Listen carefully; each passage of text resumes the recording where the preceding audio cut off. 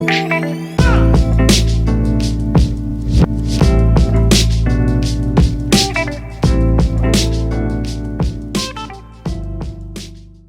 what's up guys, and welcome to today's featured contract video. This is the Party On featured contract. This is from the new featured contract update, the Party Crashes update. My name is Mr. Freeze2244 and this is the Party On briefing. Good morning 47, your targets are 5 reckless and hard drinking roadies currently assisting famed indie rock band The Class in recording their sophomore album in Bangkok. In only 1 month they have managed to wreak havoc over a dozen accommodations, typically paired with insulting and harassing the owners and or other guests. Limited in their actions, the clients wish to have this behaviour come to an end. Thankfully for you, have always been the life of the party. I will leave you to prepare. This contract was made by a member of the community known as Philip. So this is a pretty complex contract. It's one of the most complex contracts I've actually ever done. And if you actually take a look at the 5 targets and the ways and means we have to take them out in, it is kind of a little bit frustrating to say the least. So these are the 5 targets, and we have to take one of them out with the explosion accident kill, one of them with a kitchen knife melee, one with a falling object accident kill, one with a consumed poison, and the other one with an accident fall. So for this one, this particular contract, I've decided to start in the kitchen area and disguise as a chef. Decided to bring along the lethal poison vial or the lethal poison pills, whichever one you may have. I'm going to bring on the coins, the Krugermeyer, and we're going to need a briefcase. You can store whatever the hell you want in it, it doesn't matter. Just bring anything in that briefcase, but we need that briefcase.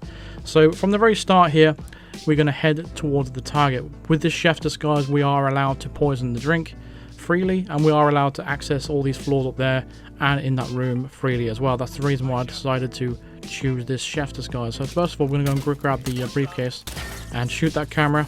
2 poor shots there from the Mio right there. Look at that guard, he points his gun right at me, but I'm not actually spotted. It's kind of strange how that works. I'm going to grab that hammer as well. But yeah, the aim assist wasn't snapping on there.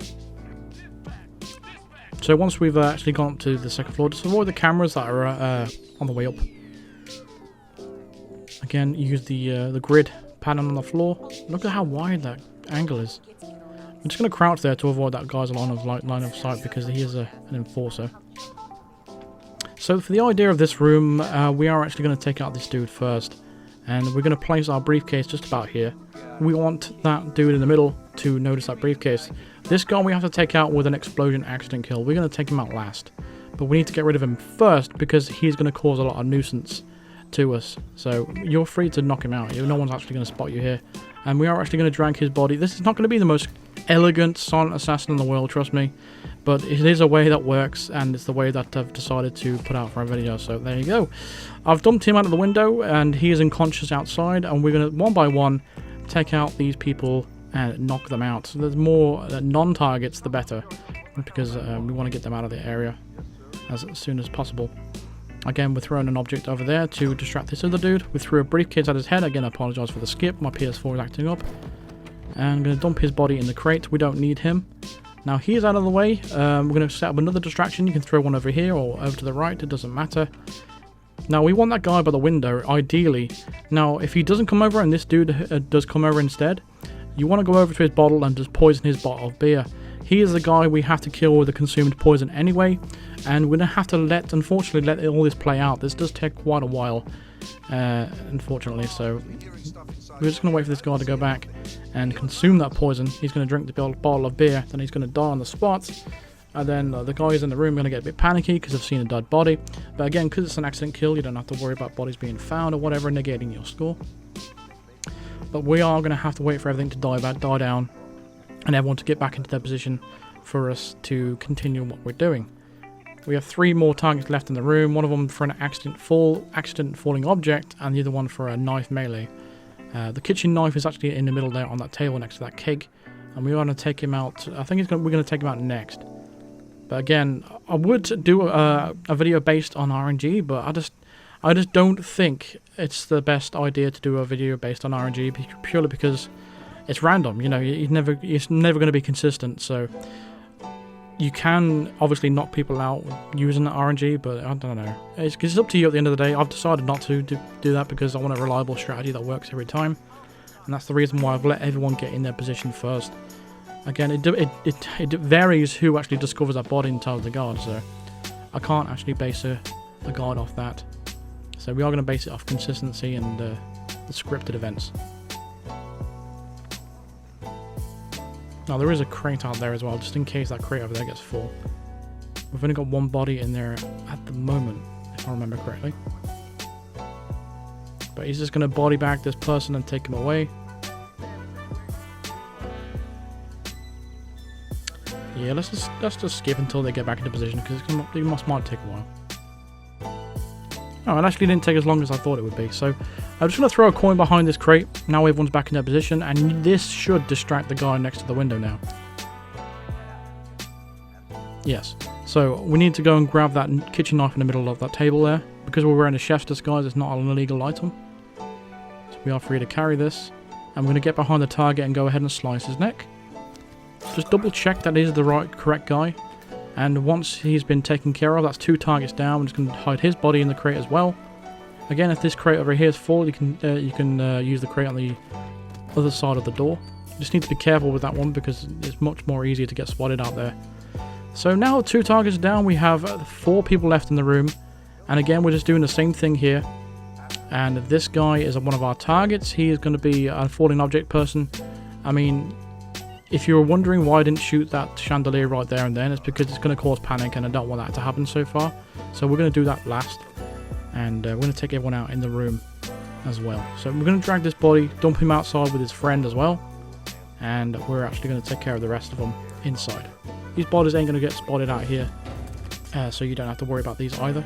Again, we're going to continue with the same process. I know it's boring. I know it's very... I don't know. I don't like these sort of strategy, but this is how the bridge contract is presented to me. And this is how I'm going to complete it. Because I want it completed and I want it done. Like I said, it's not the most elegant way, but it gets the job done. Now, usually when I throw that coin down in my practice runs, this guy didn't come over. The target did. But because this dude come over, I'm just going to go ahead and hide his body in the crate anyway. And the next coin I throw is going to distract the target. And once we've knocked him out, we are going to knock out the final guy in the room. And then we're going to hide his body. And it's important to hide him because we are going to create an explosion in a little while. And everyone's going to be swarming towards this area. And his body is inevitably going to get found if you don't hide it. So first of all, we're going to take out this dude with the accident 4 guy. It's going to be a little bit confusing once you dump all these bodies outside, because there's going to be 3 bodies out there. And it's going to be confusing which one's which of different kind of kills. So just be careful with that. Again, the final person in the room, we're going to knock him out. And we're going to drag his body all the way outside into the crate. Again, just looking from this contract now, it's me looking back through this, and when I'm doing commentary here, I just don't really like the way I'm doing this contract. It seems a bit cheesy, but at the end of the day, I can't really see another solution. I've tried all the different ways of getting them to move, and they just simply are not in a position where I can actually take advantage of them situations. So now all 3 of these guys are down here. We need to separate them and make sure which one's which. The guy there with the long hair, he's the one you have to kill with an explosive. This dude here in the baseball cap, I believe you have to throw him over the edge. So again, just make sure you use instinct to determine which one's which. Now, we're going to throw him over the ledge over here. And these guards need to be in this position for you. And then once they are in this position for you, they'll turn to their right and they'll be walking away from you. That's the perfect opportunity to throw the body over the edge without them seeing you. Now, if they are on the opposite side, I'd advise just waiting until they get to this position and then going back.